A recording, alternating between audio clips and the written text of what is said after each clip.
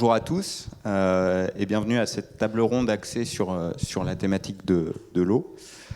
Je remercie tout de suite, comme ça je ne risque pas d'oublier les intervenants qui se sont rendus disponibles pour nous éclairer sur les sujets liés à l'eau. Alors je dis bien les sujets liés à l'eau parce qu'effectivement, vous vous en doutez, l'eau, comme un petit peu le pétrole et même davantage, c'est ce qu'on pourrait appeler une ressource universelle.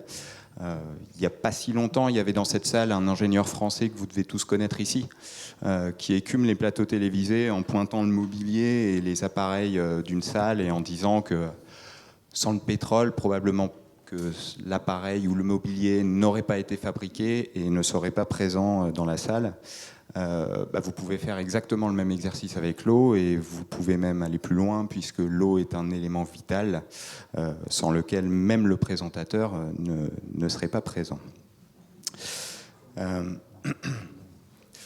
Alors, le titre de la conférence, il fixe un périmètre qui est la transition énergétique de la France. Mais avec ce que je viens de dire, pour y voir plus clair, il va forcément falloir qu'on élargisse un petit peu le périmètre. Je vous ai mis une phrase ici que j'apprécie tout particulièrement. En plus, on la doit à un directeur de recherche émérite de ce campus, qui est globalement « L'eau reflète la manière dont nous, humains, habitons le monde ».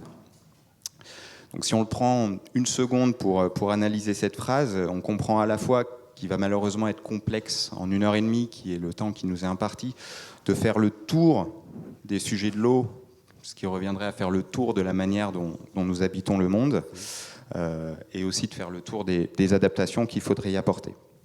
Donc le choix qu'on a fait pour cette table ronde, mais c'est globalement comme ça que vont s'organiser à ma connaissance toutes les tables rondes, c'est une décomposition en deux parties. Une première partie d'environ 45 minutes, où les différents intervenants que je vais présenter vont essayer de nous éclairer sur les sujets de l'eau. L'idée, c'est vraiment de construire un socle commun pour vous qui assistez à la conférence, pour que derrière, on puisse débattre déjà de manière relativement éclairée, en tout cas aussi éclairée que possible, durant à nouveau 45 minutes dans le cadre de questions ouvertes. Alors pour aborder ces sujets, on a le plaisir d'accueillir donc Ariane Blum. Ariane, vous êtes directrice de l'activité eau au sein du BRGM, Bureau de recherche géologique et minière, et vous allez nous présenter on va dire un état des lieux global, général de la ressource en eau et des enjeux qui y sont associés. Charlène Descolonges, donc vous êtes hydrologue, autrice et conférencière engagée pour la régénération des cycles de l'eau, cofondatrice et coprésidente de l'association pour une hydrologie régénérative. Et vous allez pouvoir étoffer l'état des lieux présenté par Ariane en mettant en lumière un aspect qui est souvent moins médiatisé sur les cycles hydrologiques. Souvent, on entend parler de la perturbation des cycles hydrologiques liés au changement climatique. Et on oublie souvent que ces cycles hydrologiques ils sont perturbés depuis quand même pas mal de temps du fait des choix d'aménagement du territoire qui ont été faits. Donc Charlène, vous nous présenterez notamment l'approche pour une hydrologie régénérative qui vise à ce que nos territoires aient une relation peut-être plus saine avec l'eau et en tout cas qu'ils aient une capacité robustesse, résilience, là, choisissez votre chapelle, face aux perturbations climatiques. Mais, donc, moi je ne me suis pas présenté, mais très rapidement, je participe à un groupe de travail. Alors chez les Shifters, on appelle ça cercle thématique sur l'eau. Et dans le cadre de ce cercle thématique, on a étudié les principaux rapports institutionnels sur le domaine de l'eau. On y a vu à la fois des bonnes surprises, c'est-à-dire que dans la plupart des rapports institutionnels, les diagnostics sont posés et globalement sont bien posés. Les solutions sont aussi identifiées et globalement bien identifiées et bien hiérarchisées. C'est-à-dire que souvent on parle d'abord de changement d'usage, sobriété, etc. Et en dernier recours, faire appel à la technologie ou à la technique. Par contre, ce que mettent en évidence ces rapports, c'est des sujets de gouvernance. Comment finalement réussir à ce que ces solutions qui sont identifiées, on arrive à les mettre en œuvre et on arrive à les faire passer à l'échelle. Donc le choix qui a été fait, c'est au-delà de cette première partie diagnostic et puis identification de certaines solutions, finalement comment on les met en œuvre. Donc là, pour parler de ce second aspect, on a Florence Gonnet. Donc Florence, vous êtes chercheuse senior en psychologie cognitive et co-référente transition environnementale dans une unité mixte de recherche au CNRS. Et vous allez notamment nous présenter les résultats, ou en tout cas des projets de régénération des cycles hydrologiques. Mais alors, si je ne dis pas de bêtises, vous me corrigerez peut-être, mais ces projets, ils restent à une échelle relativement restreinte. Et comme pour tout sujet de changement, va se poser la question du passage à l'échelle. Donc là, ça va être la mission, si vous l'acceptez, de Michel Demolder. Donc Michel, vous êtes président de la Clé du bassin de la Vilaine, structure porteuse du Sage Vilaine. Alors, Nathalie Appéré, maire de Rennes, m'offre une superbe occasion de rebondir, puisqu'elle a mentionné le Sage Vilaine dans son introduction. Alors, petit point acronyme peut-être pour les gens qui ne sont pas forcément très au fait de la politique de l'eau. Ce qu'on appelle la Clé, c'est donc la commission locale de l'eau. Il est d'usage de dire que c'est le Parlement de l'eau. La politique de l'eau en France se veut dans l'esprit décentralisé, avec à l'échelle de chaque bassin versant la composition de Parlement de l'eau qui réunit les représentants des usagers de l'eau pour se mettre d'accord sur les meilleures manières de coordonner les usages. Et donc le SAGE, schéma d'aménagement et de gestion de l'eau, des eaux, c'est le document finalement qui va émaner de ces discussions démocratiques locales pour cadrer les pratiques d'usage de l'eau sur un territoire. Et donc effectivement, le Sage Vilaine a fait un petit peu l'actualité dans le monde restreint de l'eau, parce que cette démocratie qui se veut locale a subi, j'utilise un terme, vous le corrigerez, des interférences, je vais dire ça comme ça, qui remettent un petit peu en question les démocraties, le principe de démocratie locale de l'eau. Et donc votre retour d'expérience, il est particulièrement précieux parce que vous avez les visions de ce qui peut bloquer à l'échelle des territoires les différents usagers, quels sont les usagers qui finalement peuvent peut-être émettre des réticences au changement d'usage, et comment peut-être, si vous avez des idées, essayer de les dépasser pour que ces changements d'usage prennent forme. Je m'arrête là. J'espère que j'ai respecté les 5 minutes que j'avais mentionnées. Et je vous laisse, du coup, Ariane, prendre la parole.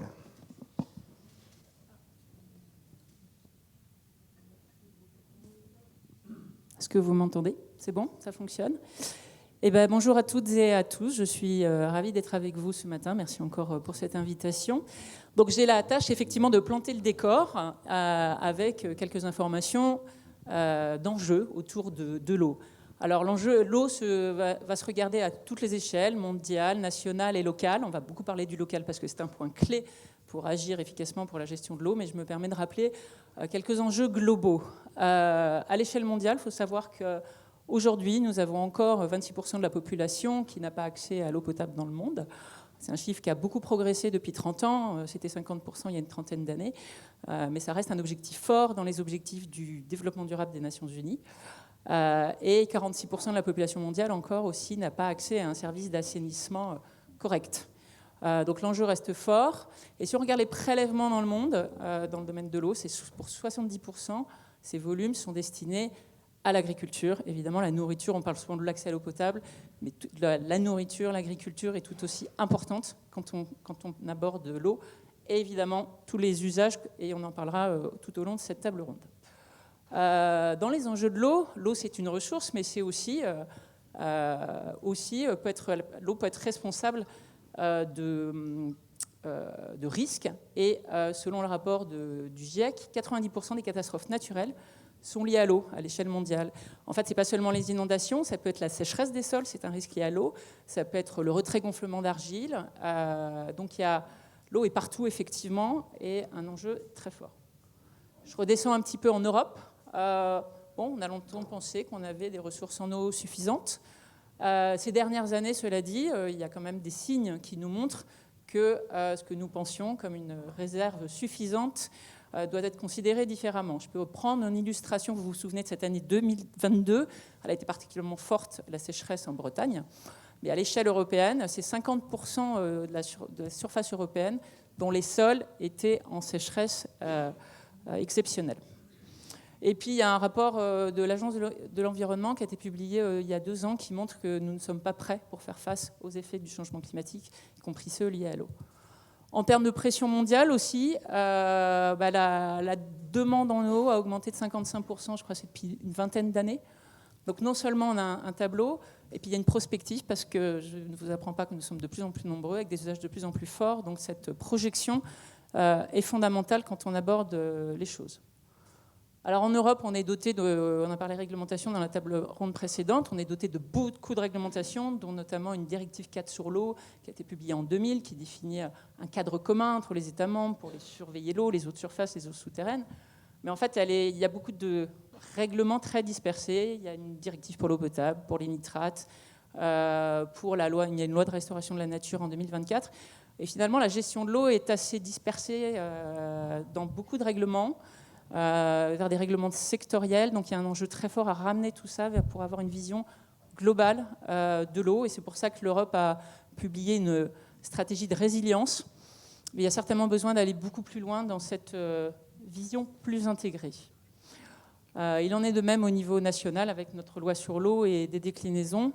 Je donne quelques chiffres sur l'état des eaux en France. On a 44% des masses d'eau de surface qui sont en bon état écologique seulement, ou en tout cas voilà.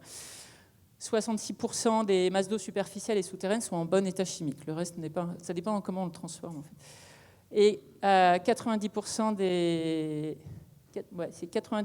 des masses d'eau souterraines qui sont en bon état quantitatif. Je sais pas, le chiffre n'est pas bon sur cette diapo. En France, en tout cas, on met un certain nombre aussi de règlements en place, des plans. Il y a un plan eau qui a été publié en 2023 qui vise à vraiment accélérer les mesures de sobriété, de réutilisation de l'eau, d'action, un plan national d'adaptation au changement climatique. Mais là encore, et pareil dans le domaine de la qualité, beaucoup de choses. Alors de quoi parle-t-on ? On parle de la ressource en eau. Certes, l'eau, que ce soit les eaux de surface, les eaux souterraines, sont utilisées pour les activités humaines, mais il me paraît essentiel aussi de parler des fonctions. On ne parle pas assez des fonctions de l'eau. Donc un petit schéma, je suis hydrogéologue, donc je parlais beaucoup des eaux souterraines, mais parce qu'elles sont très liées aux cours d'eau et aux zones humides. Donc d'abord rappeler le cycle de l'eau, parce que tout est interconnecté.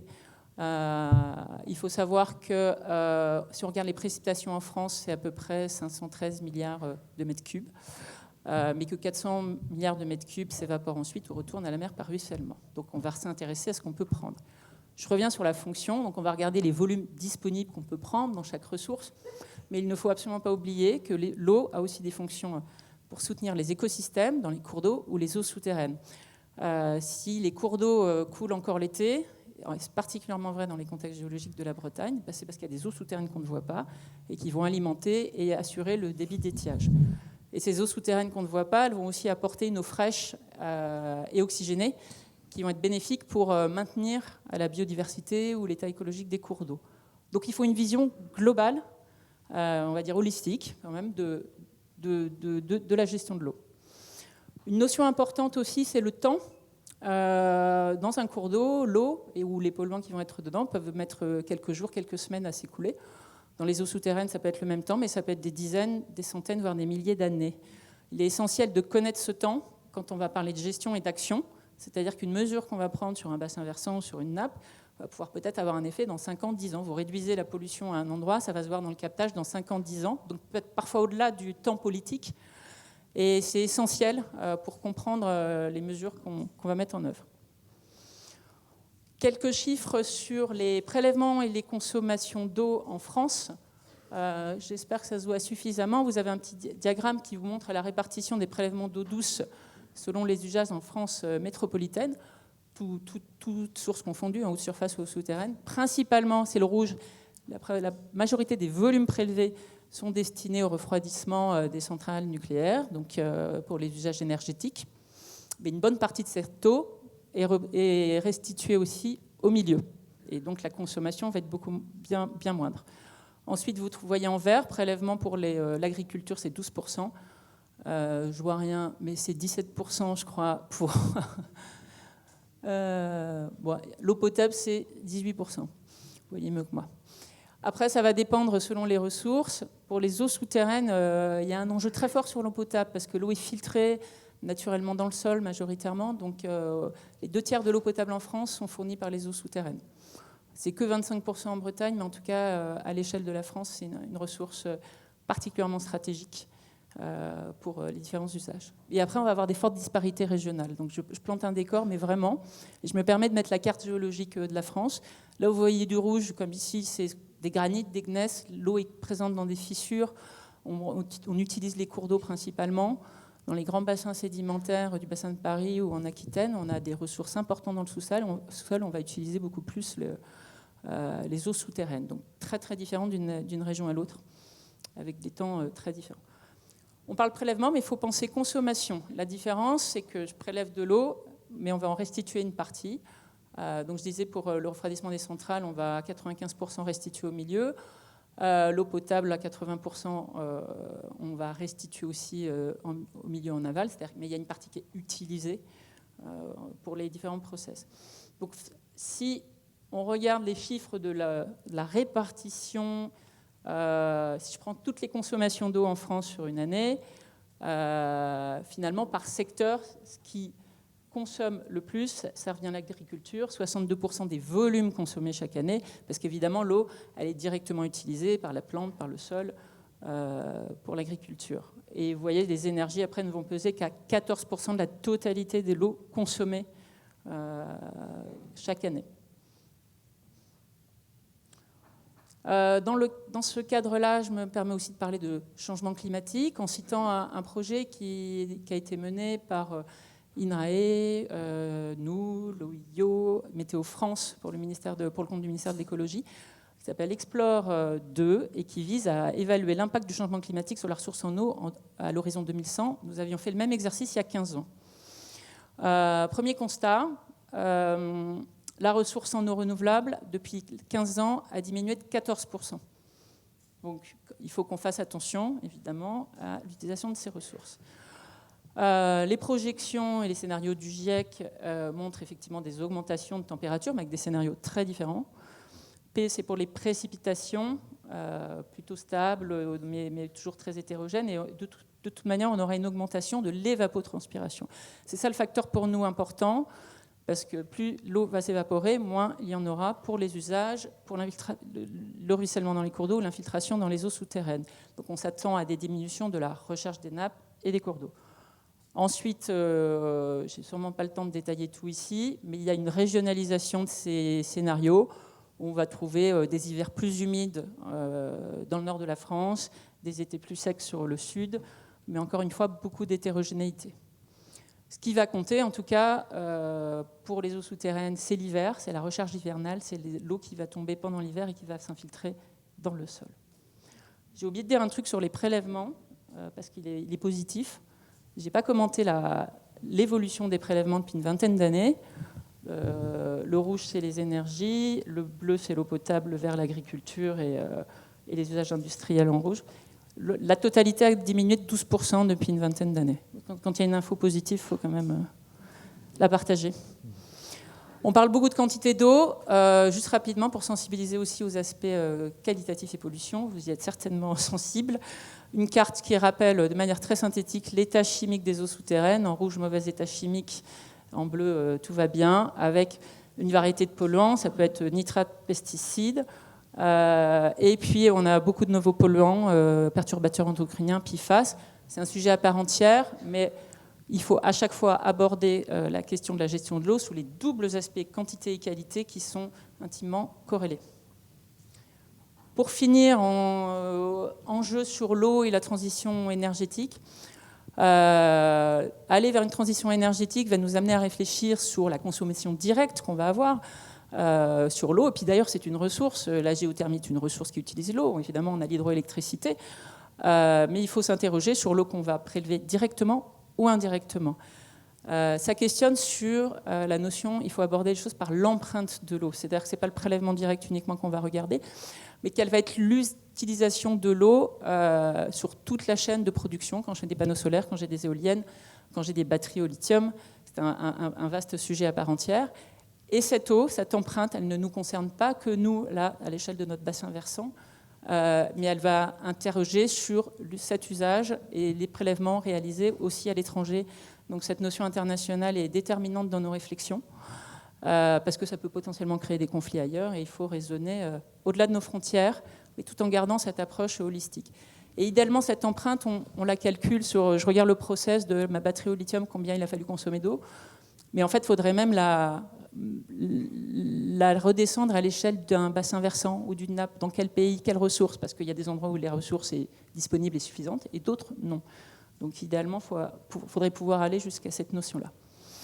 Dernier point, facteur limitant ou opportunité vers la plus de sobriété. Effectivement, c'est un facteur important, mais c'est peut-être aussi un levier pour agir sur les deux fronts. Nous devons aller vers une transition, mais nous devons aussi coupler des mesures de sobriété et ne pas attendre le dernier moment pour les actionner. Donc, pour finir sur une note positive, on peut vraiment actionner ça, cette réflexion pour accélérer les mesures de sobriété en complément.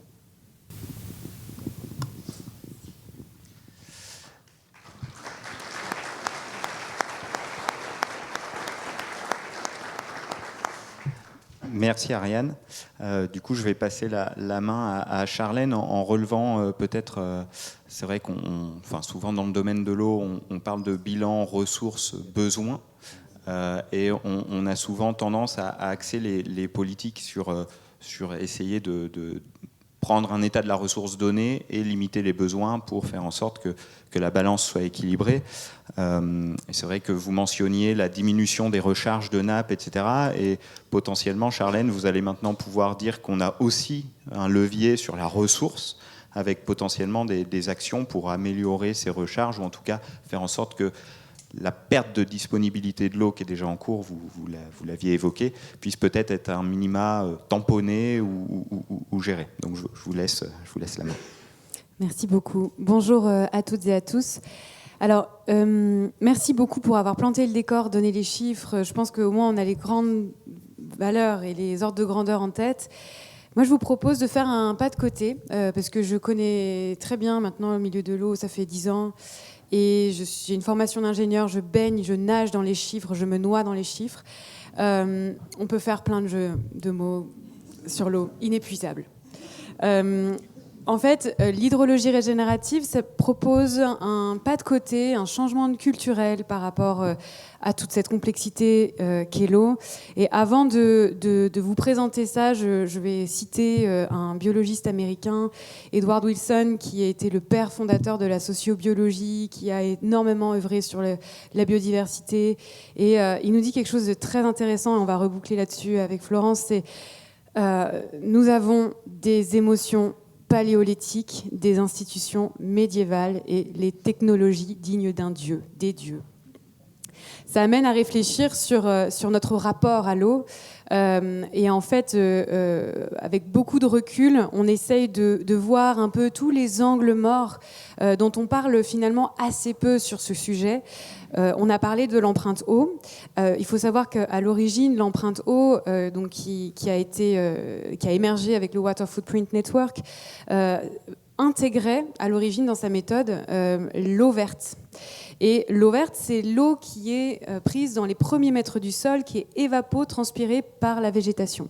L'eau verte est à 100% modulée, régulée, influencée par le vivant. Ce que nous appelons les forces biotiques. Par l'apparition du végétal sur la surface des continents il y a 350 millions d'années, le cycle de l'eau s'est transformé en cycle de l'eau au pluriel. À tel point que dans les années 2010, les premiers papiers qui ont essayé de quantifier les interactions entre l'eau verte et l'eau bleue et d'où viennent les pluies, eh bien, ont montré qu'à l'échelle globale, à l'échelle annuelle et de toute la Terre, au moins la moitié, si ce n'est plus de la moitié des pluies proviennent de ce recyclage de l'eau verte en eau bleue. Il faut savoir que l'eau qui est évapotranspirée est remise en circulation à l'intérieur des continents et que des régions entières dépendent de ce recyclage-là pour maintenir les régimes de pluie. Comment on s'en est rendu compte ? En déforestant massivement l'Amazonie, le Congo, et on impactait par ricochet finalement les précipitations et les climats voisins. Donc ça a donné lieu à un concept, celui de bassin atmosphérique, et finalement l'empreinte eau qui aujourd'hui n'était plus que une analyse de cycle de vie d'un objet ou d'un aliment, va réintégrer cette question de l'eau verte.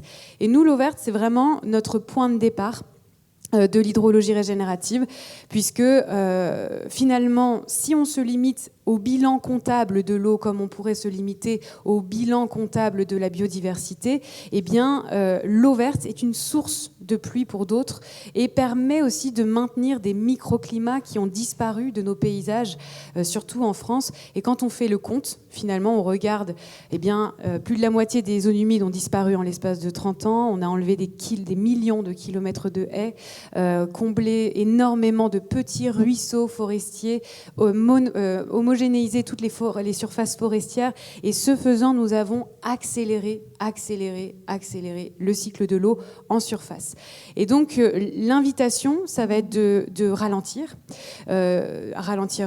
d'une manière générale, je dirais, mais l'hydrologie régénérative, elle se base sur ce premier pilier du ralentissement, et on assume que c'est une science qui émerge, une branche de l'hydrologie qui va émerger sur ces sujets de régénération.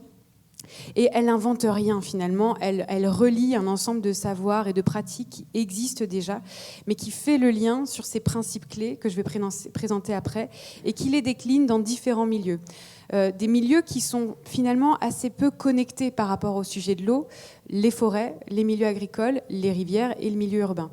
Et donc on essaye d'avoir une vision d'ensemble sur comment on peut réactiver ces processus qui sont présents dans ces espaces-là. Et l'idée, c'est effectivement alors on parle de chapelle, mais moi j'ai toujours pas choisi, je suis toujours entre les deux, donc de viser la résilience, la robustesse des territoires face aux risques de sécheresse, inondations, incendies, érosion des sols et de la biodiversité. On répond dans cet ensemble à l'échelle du bassin versant, puisqu'on ne peut plus se limiter qu'à des confettis de territoire, des petites fermes ou des villes ou des portions de rivières à restaurer. Eh bien, on pose cette ambition, qui est une ambition de régénérer massivement à l'échelle donc des bassins versants. Encore une fois, on n'invente rien. Il y a déjà des choses qui existent, la gestion intégrée de la ressource en eau. Il y a énormément de choses qui existent à ces échelles-là. Mais en fait, il y a un changement de posture et un changement de pratique qui amène aussi à être un peu moins interventionniste et un peu moins aménagiste dans notre manière d'agir. Et tout à l'heure, j'ai entendu quelque chose par rapport à l'espérance, l'espoir et l'espoir, l'intelligence humaine. Moi, je ne suis pas forcément d'accord. Je pense qu'on a aussi quand même... Voilà, on a été à l'origine de beaucoup de bêtises et de dégâts, donc je crois qu'on a surtout besoin d'humilité, en fait, c'est surtout ça. Donc l'intelligence autre qu'humaine, elle m'intéresse, elle me passionne, elle me fascine, et justement, on a aussi besoin d'apprendre avec ces forces biotiques. Donc les principes d'aménagement sont assez simples, finalement, c'est ralentir, infiltrer, stocker l'eau dans les sols, les sous-sols pour recharger les nappes passivement, maintenir tout de même l'évapotranspiration comme étant le moteur de ces cycles de l'eau verte et la manière dont il peut régénérer les microclimats, alimenter le recyclage continental, à la condition de diversifier la couverture végétale et de ramener de la rugosité paysagère, puisqu'on a totalement homogénéisé les paysages. Donc assez simple encore, un triptyque, toujours le même, eau, sol, arbre, qu'on peut décliner dans différents milieux.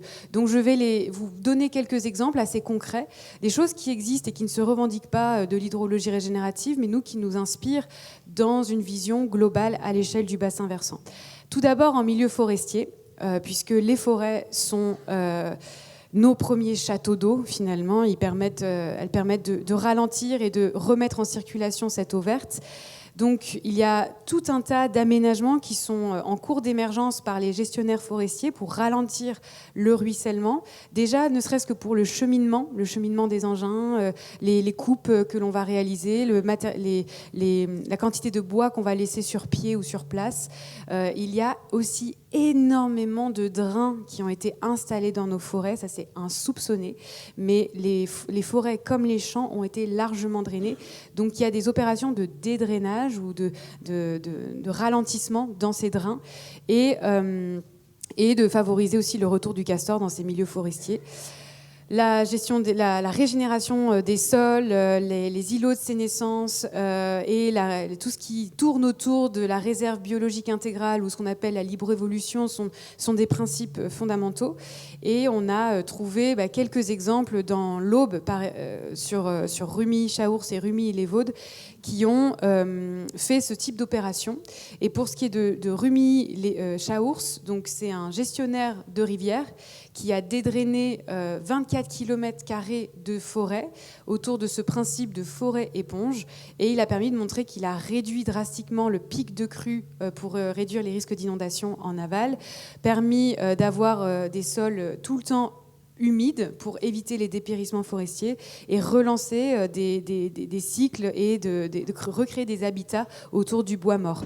Donc voilà, ça c'est ce genre d'exemple qui nous inspire et on travaille maintenant avec l'ONF sur toutes ces pratiques qui tiennent à la fois compte de la diversité des essences, des pratiques, mais aussi la question de l'eau, puisque la plupart des ruisseaux commencent dans les massifs forestiers. Donc ça commence ici et ça se prolonge dans les milieux agricoles et c'est comme par là qu'on s'est fait connaître avec l'association. Pour une hydrologie régénérative, on a mené des territoires pilotes, des projets pilotes que je vais présenter après. Et donc là, il y a tout un tas d'aménagements, mais il faut retenir que ce n'est pas un panel de mesures, un catalogue à appliquer partout. C'est extrêmement complexe et on s'adapte à chaque fois à l'agriculteur ou l'agricultrice, les modèles, l'espace disponible, les contraintes techniques, les itinéraires techniques, etc. Mais on a essayé de brosser large sur tous les formes d'agriculture pour implémenter ces ouvrages qui visent encore une fois à ralentir, casser les ruissellements, infiltrer et recréer des zones de biodiversité comme des zones humides temporaires, etc. Donc, je vais présenter tout ça après. Mais en milieu urbain, ça c'est plutôt bien connu, tout ce qui tourne autour de la désimperméabilisation, la végétalisation massive.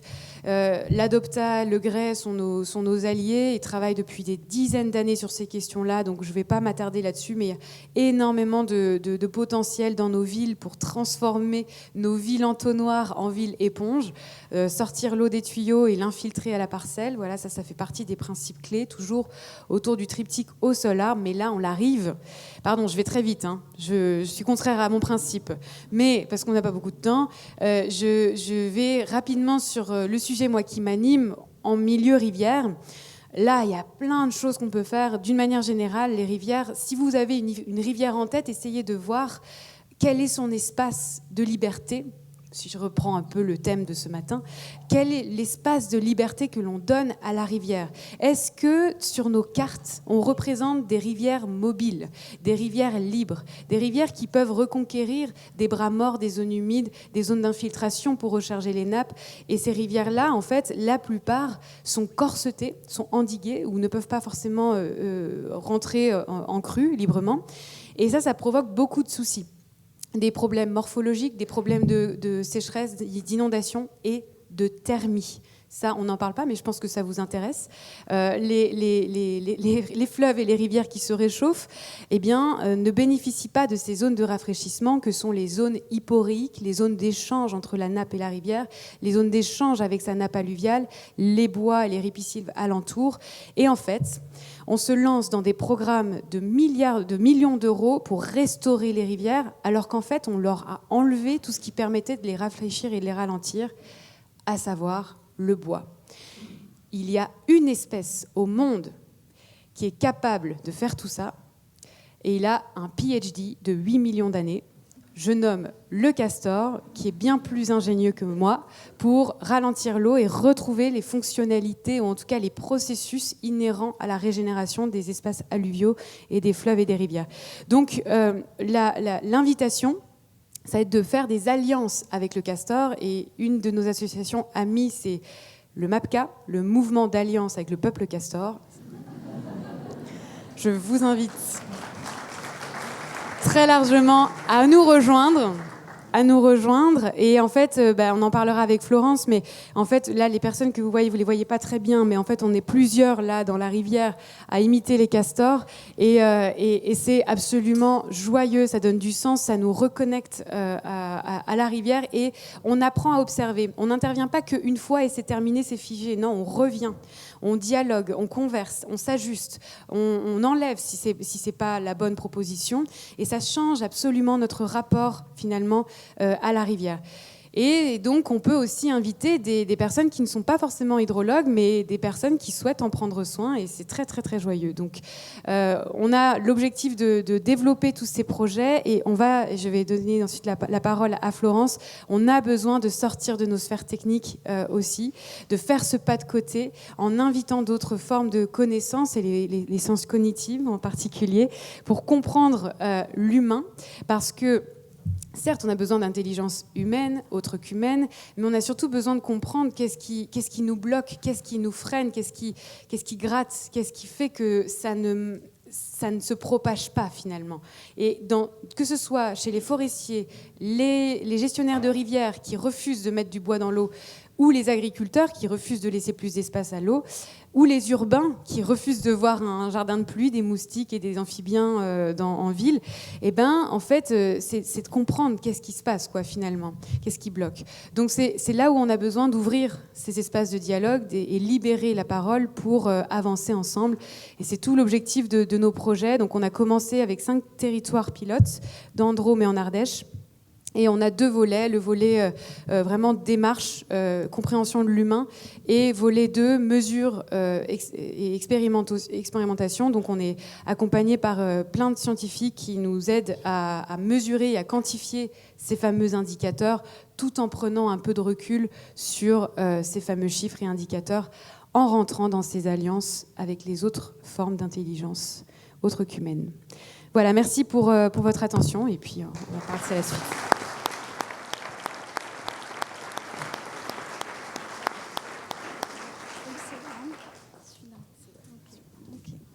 Bonjour à toutes et à tous. Alors, en tant que chercheuse en cognition sociale, je vais dans un premier temps vous préciser que les données que je vais vous présenter reposent sur des recherches bibliographiques et également des observations et des analyses de terrain qui portent bien entendu sur les enjeux de l'eau, mais aussi généralistes, car ils alimentent aussi la question des enjeux de l'eau. Et je préciserai qu'ils sont également libres d'IA, c'est important, dans la situation en particulier. Et également, ils reposent donc sur une étude dont nous avons un partenariat d'observation de ces sites pilotes pour savoir ce qui s'y passe et déterminer les leviers et les freins. Oh non, j'ai fait marche arrière là. Non, c'est pas le mien. Ah oui, pardon, excuse-moi. Pardon, c'était l'autre. Voilà. Donc, effectivement, la question est donc de voir comment la cognition sociale en fait, intervient en fait, pour la mise en mouvement des personnes de manière générale. Alors, on va faire tout d'abord un petit dézoomage. Et finalement, il existe une myriade de leviers basés sur des processus cognitifs pour en fait mettre en mouvement des collectifs et qu'ils peuvent s'appliquer en fait à vraiment une myriade de situations, d'activités, de registres, de domaines d'activité et aussi différents types de personnes. Et finalement, c'est pour ça que le levier principal qu'on aimerait voir activé, notamment pour ces questions de l'eau, c'est finalement les politiques publiques, puisqu'elles ont l'avantage d'avoir un effet systémique et avec des effets structurels qui permettent de finalement changer les pratiques. Donc vraiment, c'est idéalement ce que l'on voudrait. Malheureusement, à ce jour, dans l'état de la situation, ces politiques publiques ont des effets qui sont insuffisamment à la hauteur des enjeux environnementaux et énergétiques, également de l'urgence. Donc, nous avons également d'autres leviers. On aimerait aussi informer sur les causes des crises, sur les risques, que nous risquons, sur les solutions, et également que être informé des catastrophes naturelles nous fasse changer de pratique. Malheureusement, encore une fois, les effets sont insuffisamment à la hauteur des enjeux environnementaux, climatiques, énergétiques et de l'urgence. Donc on en arrive finalement à avoir un autre levier qui est assez général, c'est de mobiliser les personnes. Alors bien entendu, on peut les mobiliser à travers les formations pratiques, dont une large partie repose sur des politiques publiques, mais pas que, puisqu'il y a des changements dans l'enseignement supérieur et la recherche, il y a d'autres niveaux également. Mais on peut aussi mobiliser finalement les corps intermédiaires, très chers au Shift Project et aux Shifters.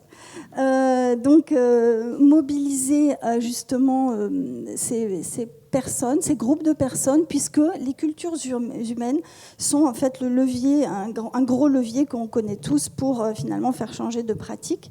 Et ça repose en fait essentiellement sur voir des tiers, pratiquer de nouvelles pratiques et également interagir avec ces personnes. L'avantage finalement de ce levier-là, de la mobilisation des corps intermédiaires, présente un avantage, c'est de peu dépendre des politiques publiques et donc finalement de reposer beaucoup sur la bonne volonté finalement de bifurquer en termes de pratiques. Et dans ces groupes et organisations, schématiquement, on a deux types de personnes. Des personnes qui sont encore non prêtes au passage à l'action.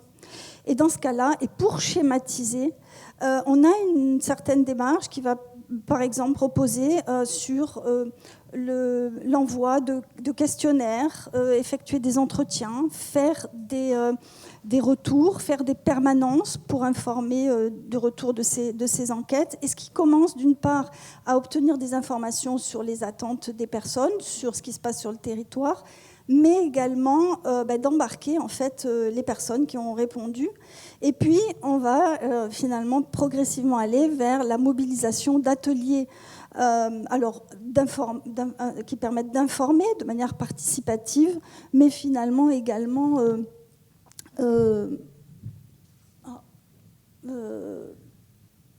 j'ai une animation mais qui avait... Voilà, pardon. Et voilà, sur différents types d'ateliers participatifs, jusqu'à de la concertation, de la négociation, parce que parfois il y a des conflits, et jusqu'à des codécisions et jusqu'à un plan d'action sur papier, sur PowerPoint, etc.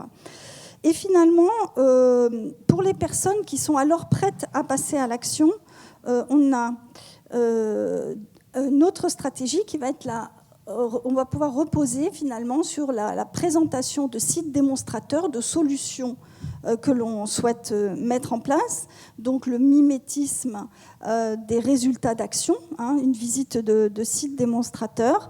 Alors ici, on en voit donc pour des enjeux de solutions fondées sur la nature, aménagement de territoire, donc à gauche donc une baissière et puis une visite de site par un groupe.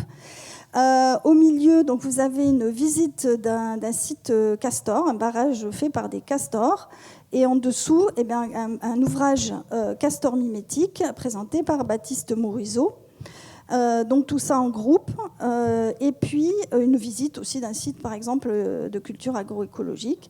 Et il se passe énormément de choses en termes de cognition sociale, justement, lors de ces visites. Donc ça, on pourra y revenir lors des questions.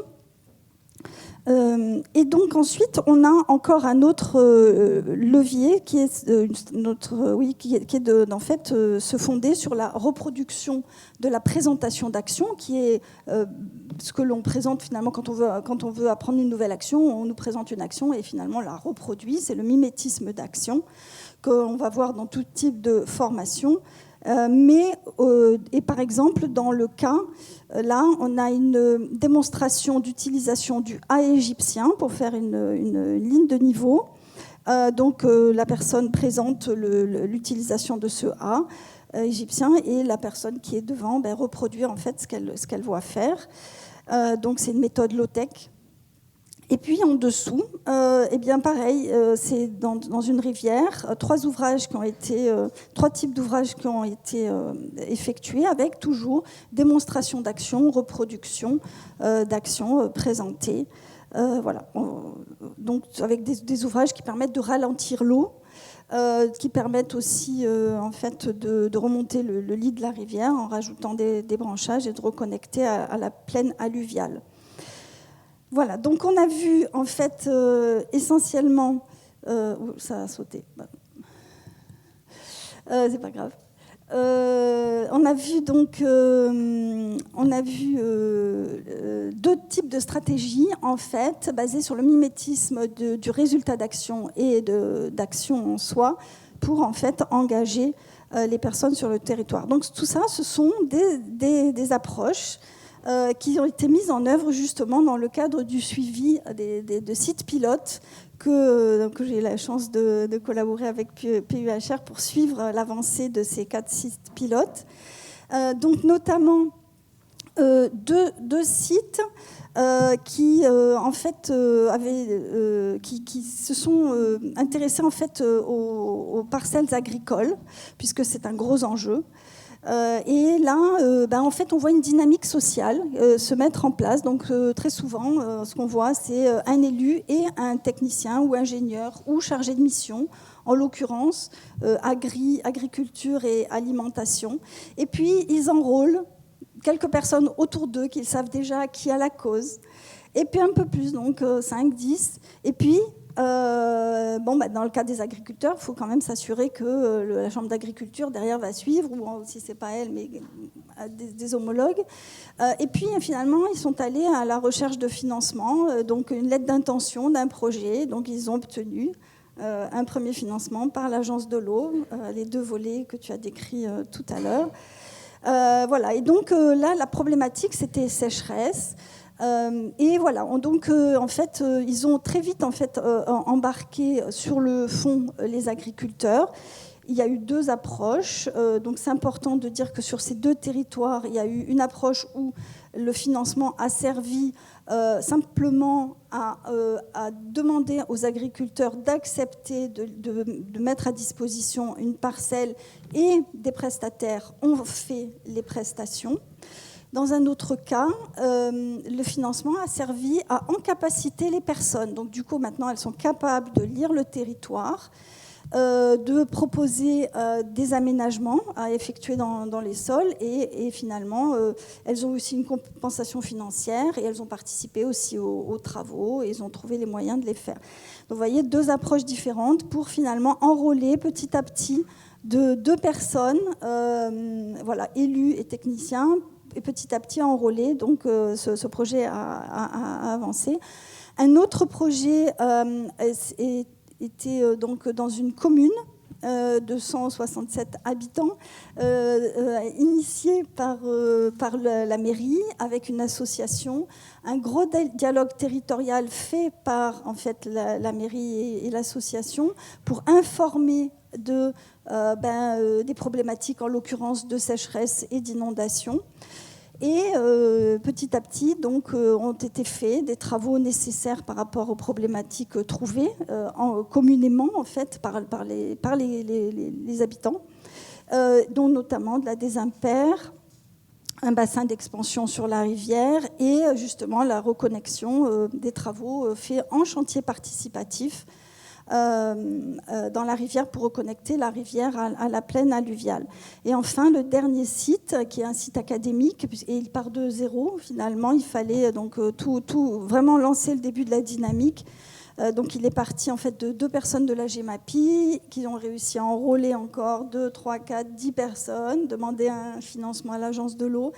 Et petit à petit, là, il y a encore toute une dynamique pour en fait enrôler les personnes du territoire pour qu'elles arrivent elles-mêmes à faire le diagnostic conjointement de la problématique, en l'occurrence érosion essentiellement. Donc c'est un projet qui se terminera fin 2026 avec un cahier des charges. Voilà, donc c'est une démarche. Donc voilà toute cette démarche. Donc tout ce suivi nous a permis, plus la littérature avec des étudiants qu'ont encadré, ça a permis d'arriver finalement à mettre en évidence des freins, des leviers, sachant qu'il nous reste encore la question de l'évaluation finalement, à la fois de l'évolution des dynamiques collectives et des aménagements. Et l'évaluation est un vrai sujet. Merci beaucoup.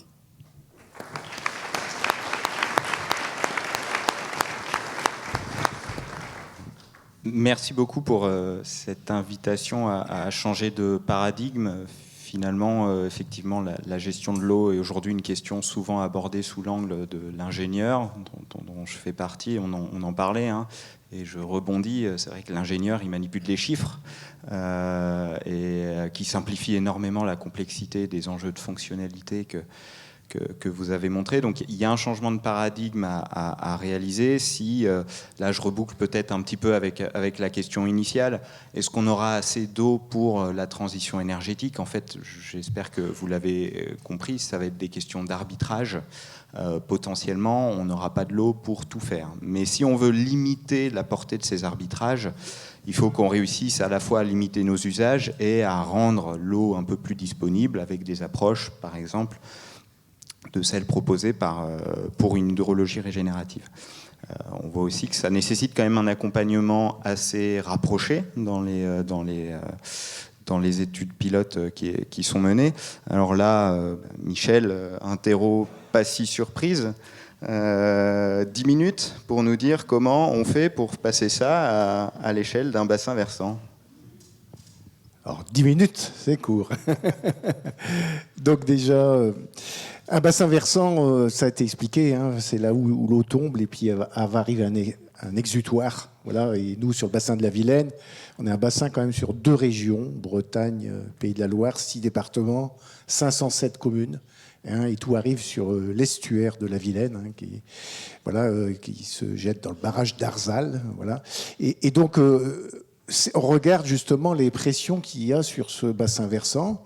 Donc les pressions, c'est l'activité humaine, voilà, qui s'est fait au fur et à mesure du temps. Hein. On a 1 300 000 habitants, voilà, sur ce bassin versant. Et c'est vrai qu'un schéma d'aménagement de gestion des eaux, c'est un outil de planification qui doit servir à des élus, évidemment, puisque ça va servir aussi sur des orientations d'urbanisme, sur l'aménagement du territoire, mais qui doit servir à tous les citoyens, parce que ça doit être un outil, justement, qui doit être pris en compte par le plus grand nombre.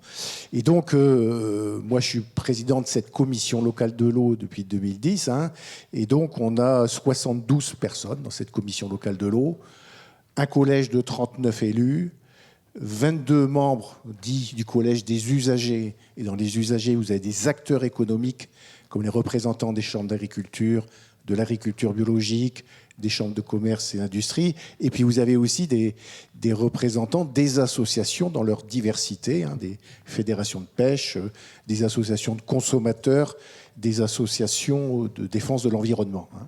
Et puis ensuite, vous avez 11 membres des services de l'État, hein, puisque tout ça est régi par des décrets. Hein, donc, commission locale de l'eau, c'est au moins 50% d'élus, au moins 25% d'usagers, au plus 25% de membres de l'État. La loi d'urgence agricole, j'ai vu qu'il y avait des articles qui remettaient ça en cause en disant un tiers, un tiers, un tiers. Bon, on verra ce qu'il en sera, mais je pense que c'est important d'avoir ce Parlement de l'eau qui est issu de la loi de 92, hein, un peu comme les comités de bassin, voilà, qui sont issus de la loi de 64. Et nous, quand on regarde, on fait une révision de SAGE, puisque le SAGE Vilaine existe. Le premier SAGE, c'était en 2003. Le deuxième, qui est toujours en cours, c'est celui de 2015. Et on s'est rendu compte que l'accélération du dérèglement climatique nous obligeait à revoir les choses de façon plus précise.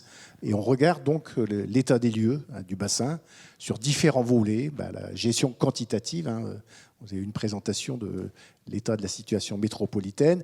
On regarde aussi la qualité de l'eau, hein, avec les différentes pressions qui peuvent exister, hein, les rejets de stations d'épuration, l'activité industrielle, l'activité agricole, l'activité humaine, tout simplement. Hein. Et puis on regarde aussi l'état des milieux naturels, hein, puisque On a parlé d'un certain nombre de masses d'eau en bon état. Nous, c'est 8% des masses d'eau en bon état actuellement sur le bassin de la Vilaine. Donc les dégradations sont essentiellement d'ordre morphologique puisqu'on a recalibré les cours d'eau.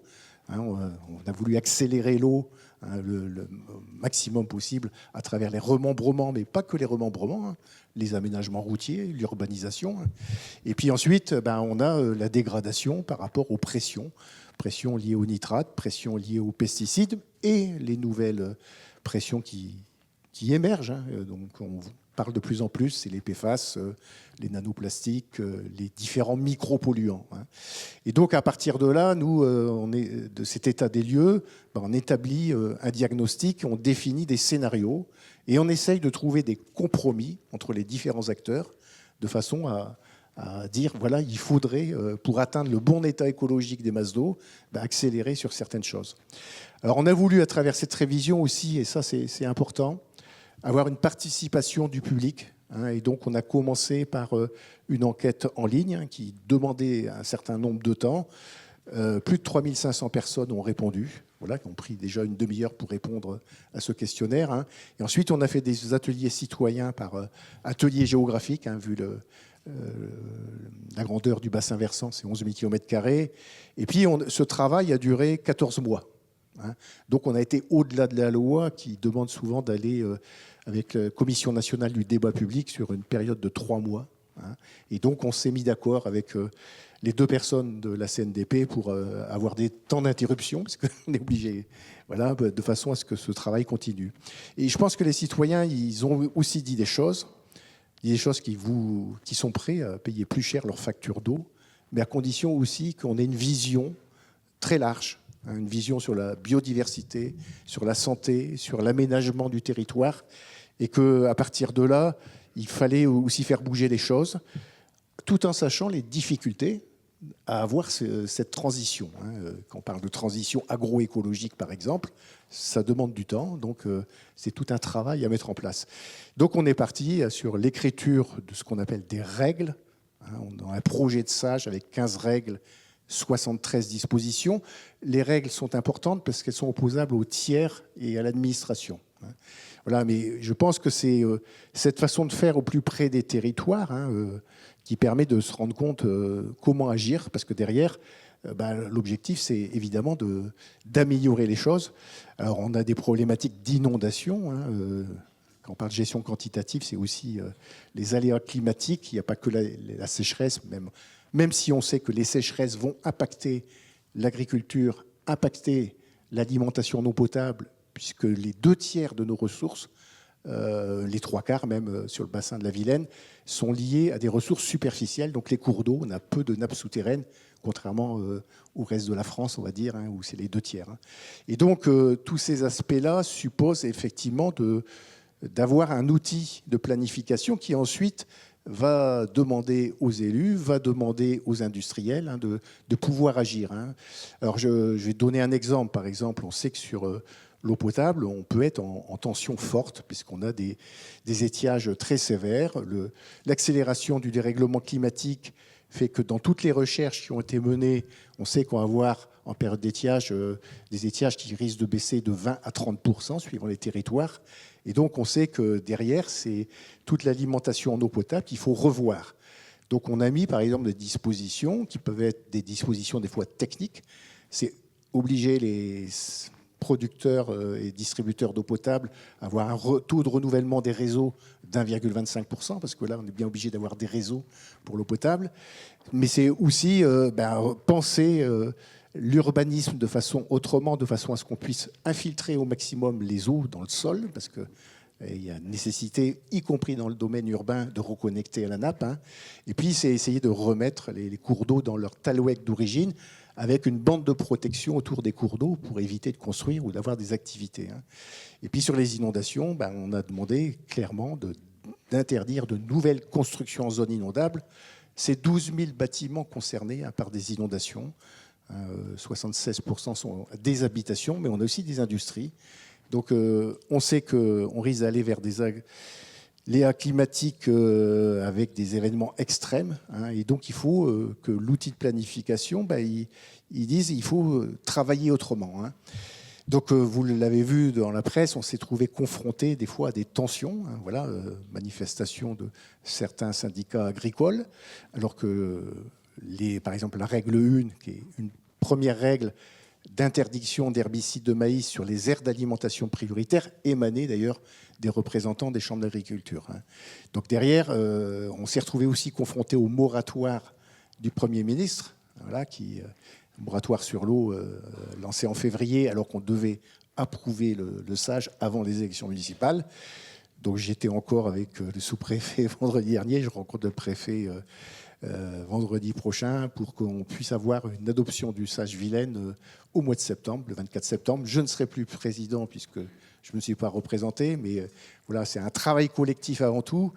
Et puis c'est une nécessité parce que nous sommes déjà très en retard par rapport à ce qu'on appelle la directive cadre européenne sur l'eau, qui disait atteindre du bon état des masses d'eau, du bon état écologique, donc physico-chimique et biologique, en 2015, avec des reports 2021-2027. Nous sommes en 2026, on n'avait que 8% des masses d'eau en bon état.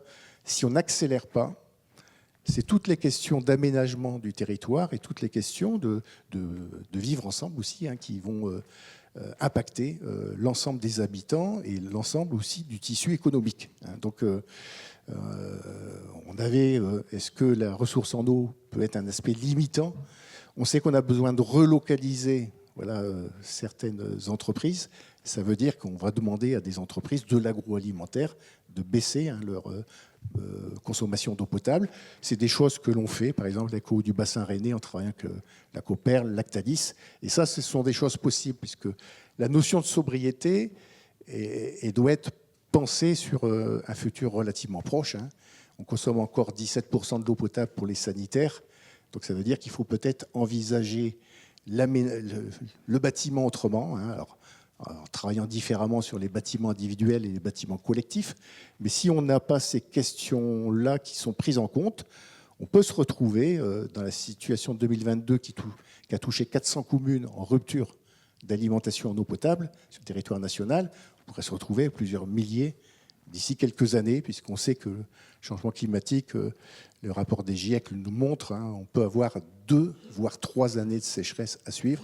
Et on le sent, nous, un territoire fragile de par nos ressources superficielles. C'est bien pour ça que cette notion d'accélérer les changements nécessite d'avoir des outils de planification, parce que si on n'a pas ces outils-là, on a du mal à amener le travail collectif et la mobilisation, donc qui concerne tout le monde, élus, citoyens, mais aussi activités économiques. Donc c'est bien pour ça que ces outils de planification sont importants.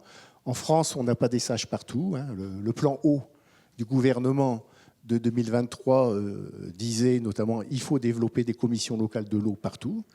Bon, par contre, il faudra avoir des pratiques où on laisse faire les choses localement et qu'on n'impose pas de façon directive. Et puis, le plan de sobriété, c'était moins 10% de prélèvement. C'est une nécessité. Et si on ne travaille pas tout de suite là, on laissera les difficultés aux générations futures. Donc c'est quelque chose dont il faut avoir en tête, parce que c'est tout l'aménagement de nos territoires qui peut être mis en cause.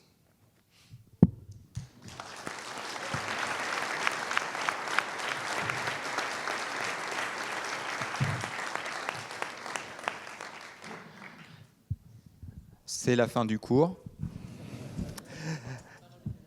La parole est à la salle, effectivement. Si vous voulez approfondir des choses, faire part de vos remarques, on entre dans l'échange libre. Alors, une première question de Marc. Avec le développement potentiel des data centers et des futurs EPR, aurons-nous assez d'eau pour prélever pour ces usages, même s'ils sont rejetés? N'y a-t-il pas des contraintes encore plus fortes selon les saisons?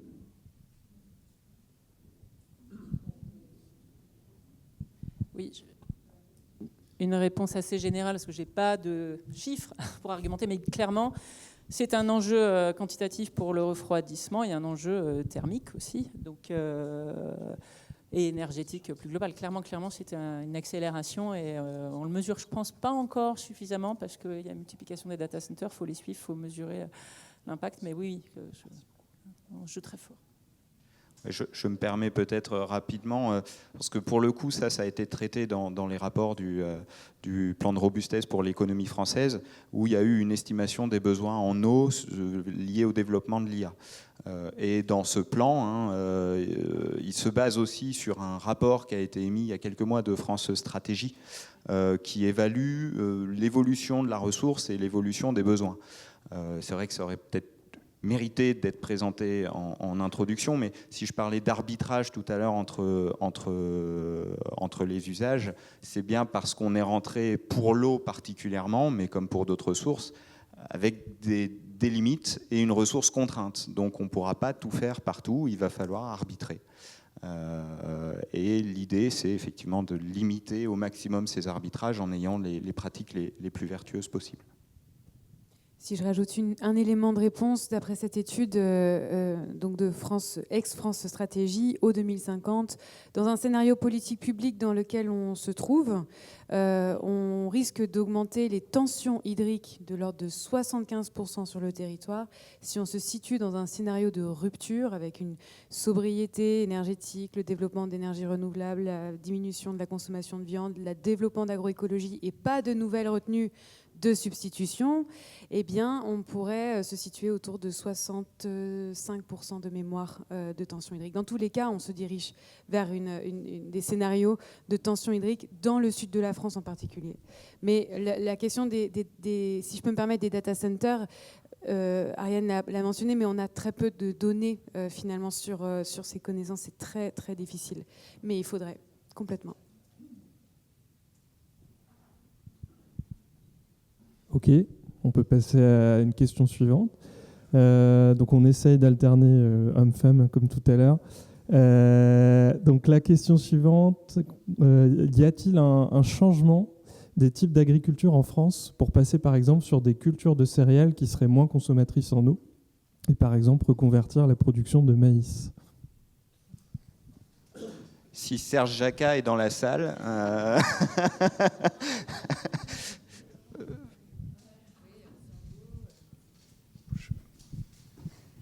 Souvent, on substitue le maïs au sorgho, mais les agriculteurs vous rétorqueront qu'il n'y a pas de demande, il n'y a pas de débouché, donc c'est pas intéressant. Voilà. Bon, la question du modèle agricole est fondamentale et je pense que là, je renverrai plutôt vers ce qui a été mené sur Terre de Source, qui, moi, m'inspire énormément à chaque fois pour diffuser et essaimer sur les autres territoires. À chaque fois, de toute façon, qu'on voit un retour en régie publique, en particulier dans les villes et les grandes villes, il y a une réflexion sur les périmètres de protection de captage et la relocalisation alimentaire, donc à travers les PAT. Et généralement, ils suivent la voie qui a été tracée par Terre de Source. Donc on espère que, à mesure qu'on arrivera à vraiment reprendre la main sur les territoires, réfléchir à la protection de la qualité de l'eau, quantitative et qualitative, mais aussi la résilience alimentaire.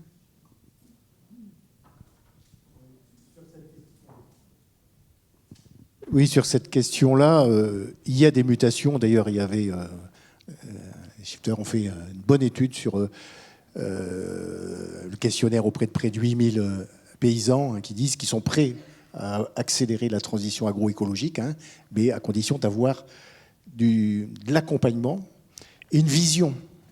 Et la vision, on est dans une PAC, on est avec des lois d'urgence agricole qui devraient être plutôt des lois d'orientation, mais je pense que la vision, elle doit se faire avec les paysans et les consommateurs. Et je pense que là-dessus, il y a nécessité, alors on le voit bien, nous, on est une terre de polyculture élevage, il faut qu'on garde nos prairies, parce que c'est des puits de carbone, les prairies, et souvent c'est associé à du maïs, mais il y a des recherches pour mettre des protéagineux, enfin de la luzerne ou autre, donc c'est ces expérimentations-là qu'il faut avoir.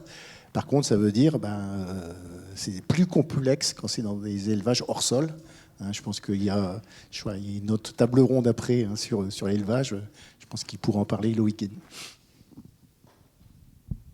Merci beaucoup pour vos réponses. Alors là, j'ai une question d'Adrien.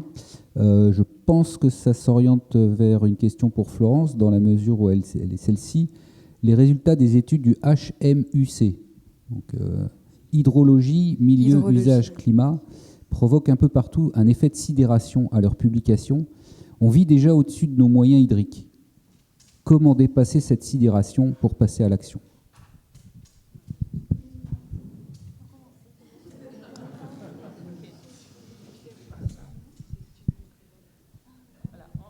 En 2 mots, dans les études HMUC, ce qui va être important, c'est les volumes prélevables ou plutôt disponibles. Je préfère parler de volumes disponibles pour la ressource.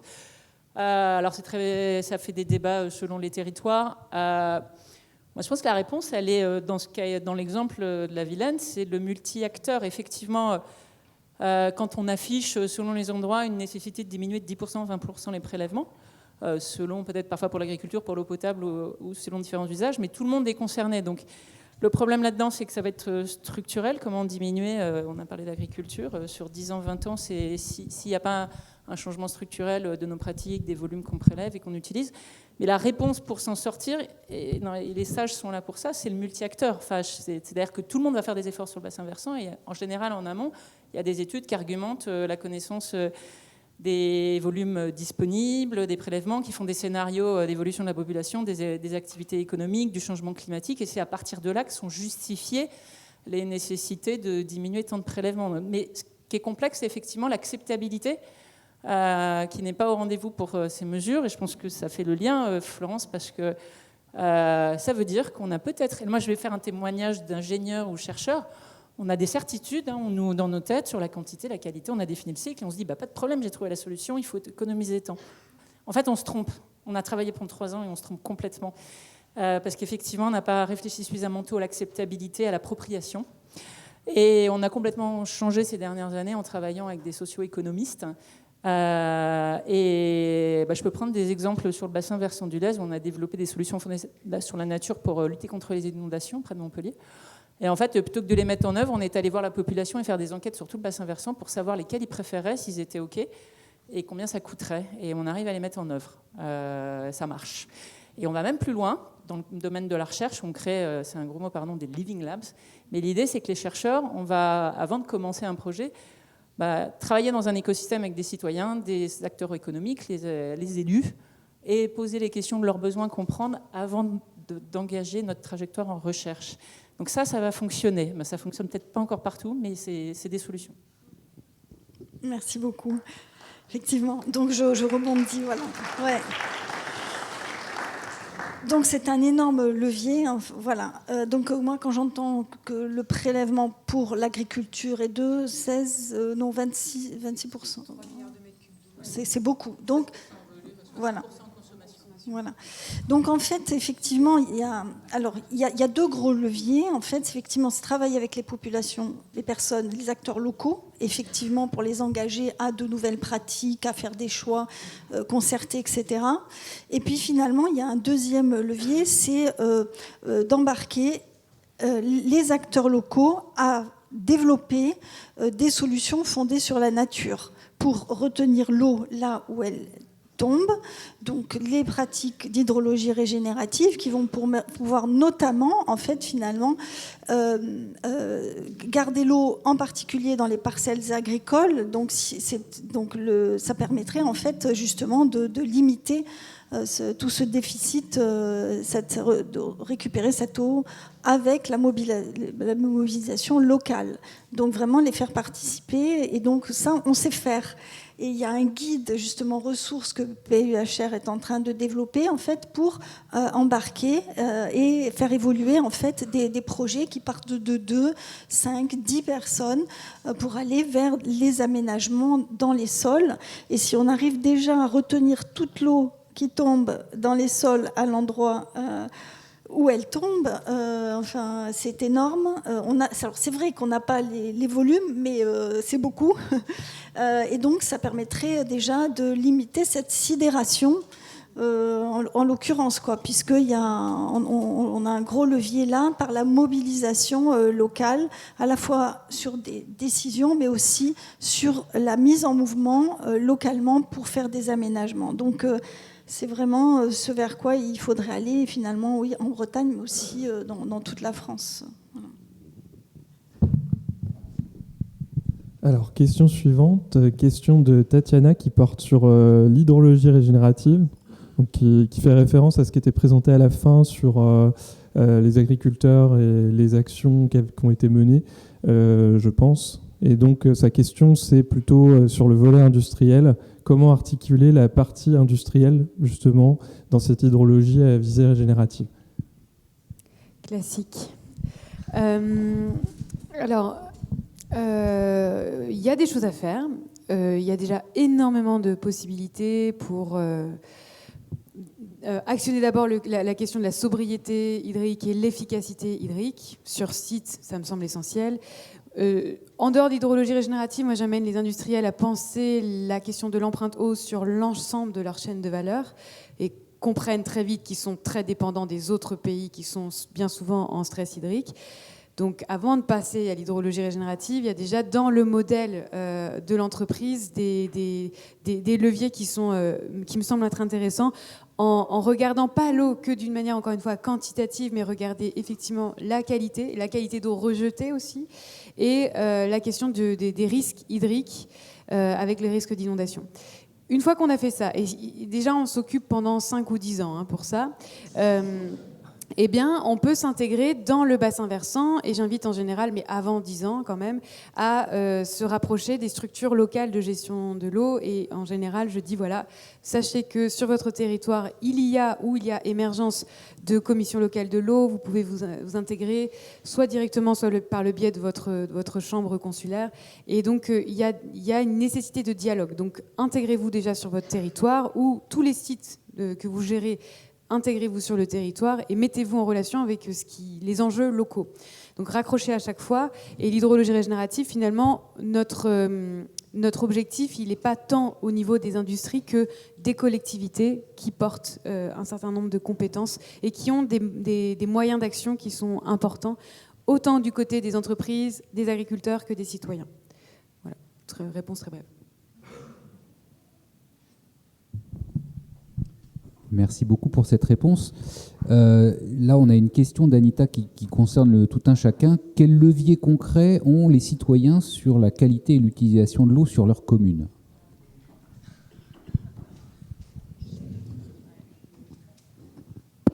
Alors, sur l'utilisation et la qualité de l'eau. Voilà. Alors, sur l'utilisation, on parle de sobriété, vous avez un stand éco d'eau. Voilà. Donc, on sait des fois qu'il y a des petites choses, des petits mousseurs qui permettent de réduire la pression. Voilà. Ensuite, je pense que, j'en ai parlé tout à l'heure, sur l'aménagement urbain qu'on va avoir à faire et anticiper, il faut au maximum essayer d'éviter d'utiliser de l'eau potable pour les sanitaires. Et on sait même pour laver le linge, on peut utiliser de la récupération de l'eau pluviale. Donc c'est des approches comme ça. Sur la qualité de l'eau, déjà un citoyen n'a plus le droit d'utiliser de pesticides depuis la loi Labbé. Voilà, peut aller voir sa mairie parce que derrière il faut vérifier qu'on n'utilise plus aussi de pesticides sur les terrains de sport et puis l'entretien des cimetières, parce que c'était encore des choses qui étaient des fois réalisées. Donc il faut, je pense, s'en rendre compte. Et puis des fois, c'est aller travailler aussi sur l'impact de produits locaux. Voilà, parce qu'à un moment donné, c'est comment, en tant que consommateur, on fait en sorte que ce soit le producteur local qui puisse aussi faire en sorte que ces produits soient utilisés, soit directement, soit en passant par des filières qu'on peut soutenir. Et je pense que c'est un rôle citoyen important. Souvent, on voit manger bio, c'est déjà un axe citoyen. Bon, c'est des choses qui sont à développer. Et je pense que ça peut être aussi à travers les cantines scolaires. Il y a la loi Egalim. On pourrait aller plus loin que la loi Egalim. Donc il faut aussi travailler peut-être sur le code des marchés publics, qui interdit des fois le localisme, de façon à accélérer ces transitions agroécologiques et avoir des leviers. C'était le programme Terre de Source, et aussi le levier du marché public, de façon à ce que les collectivités soient en lien avec les producteurs, mais aussi les habitants, quoi. Je me permets un peu de rebondir parce que là, je vois une fenêtre de tir sur une de mes marottes. Donc, on a parlé de, effectivement, substituer l'eau des chasses d'eau de l'eau potable par de l'eau pluviale. Vous pouvez même aller plus loin, parce qu'il y a eu, bon, je ne rentre pas dans les détails, j'ai pas le temps et c'est pas le sujet, mais il y a une certaine aberration en fait à diluer l'or de vos urines. On parle d'or jaune, parce que vous avez du phosphore et beaucoup d'azote qui sont. Vous regardez les prix de l'urée. Et vous verrez votre pipi différemment. Donc aujourd'hui, je fais juste un peu la pub d'un programme qui s'appelle Okapi. Alors ça chamboule un peu tous nos systèmes de gestion urbaine des eaux. Moi, c'est plutôt ma spécialité. Et qui invite en fait tout à chacun à passer à des toilettes sans eau, avec récupération à la source des urines pour derrière une valorisation directement en agriculture. Alors il y a plein de questions réglementaires, des questions d'aménagement du bâti, qui sont des vraies grosses questions. Il y a des difficultés à mettre ça en place, mais Okapi est vraiment en train de faire un travail qui est très intéressant et que je vous invite à aller voir pour approfondir si ça vous intéresse. Merci beaucoup. Et donc une dernière question, donc plus une curiosité sur ce qui a été dit sur les castors, on entre un peu plus dans le détail de comment ça marche. Il y a Flo qui se pose la question du délai pour voir les premiers résultats des ouvrages castors. Ça dépend de la pluie. Donc si vous faites vos ouvrages pendant la période de recharge entre octobre et mars, ou d'une manière générale avant un orage ou une précipitation, il ne se passe pas grand-chose. Et la réponse, elle est souvent avec la pluie. Donc il y a aussi un côté vraiment, encore une fois, joyeux, parce que quand on fait l'ouvrage, on n'attend qu'une chose, c'est qu'il pleuve, quoi. Et donc on sort un peu comme des gamins et on regarde, ah là là, qu'est-ce qu'elle a fait ? Et c'est souvent, c'est là en fait l'acte d'alliance, c'est cette forme de partage des actions avec une autre entité, autre qu'humaine, et puis finalement c'est la rivière qui travaille, c'est pas forcément nous, c'est elle qui agit, et on voit dès qu'on met un manche-berge, dès qu'on met un déflecteur de flux, dès qu'on met un ouvrage castor mimétique, ça répond quasiment immédiatement après la pluie, quoi. Et donc c'est pour ça que c'est quelque chose de très itératif, de très mouvant, parce que ça évolue constamment. Et le premier site pilote qui a été montré et présenté par Baptiste Morisot, donc, qui a été mené en France, c'est sur un affluent du Rhône, dans la Drôme, un affluent qui s'appelle la Lierne, et son sous-affluent l'Avéor. Et en fait, ils ont commencé les travaux en 2023. Il y avait une incision du lit de l'ordre de 1,50 m, 2 mètres. Et en l'espace de 2 ans, 3 ans, on a quasiment corrigé l'incision de 1 mètre, voire 1,50 m par endroit. Donc c'est vraiment la rivière qui amène les sédiments, qui agrade le lit son propre lit, et qui ouvre les chenaux secondaires, qui réhydrate des zones humides. Il y a 2 hectares de zones humides qui ont été réhydratées, 1 km linéaire de cours d'eau recréés. Encore une fois, c'est elle-même qui l'a fait. Et donc voilà, ça peut être finalement assez rapide. Le point qui nous bloque aujourd'hui, pourquoi est-ce qu'on ne voit pas ça partout ? Il y a un problème d'acculturation, clairement, technique, par rapport à ça, et un verrou réglementaire aussi, puisque on considère les ouvrages castor ou les ouvrages en bois comme un obstacle à la continuité. Et en fait, alors non seulement, quand on regarde un peu les études, les poissons et les castors ont coévolué pendant des millions d'années, il n'y avait pas de problème. Mais en fait, ce qu'on ne voit pas, c'est que la rivière, c'est un espace en 3 dimensions. Et nous, on le voit que dans un espace une dimension, et on considère que c'est un obstacle, alors qu'en fait, elle est vraiment en train de chercher ses bras et ses chenaux secondaires, et c'est exactement ce qu'on est en train de rechercher. J'ai fait un méandre, mais tout ça pour dire que ça peut aller très vite. Et si, pour le coup, il faut plus débloquer les verrous réglementaires qu'autre chose. Je veux bien qu'on amène des castors au lieu des ragondins sur le bassin d'Avitaine. Eh bien, merci beaucoup à vous tous et toutes pour cette table ronde.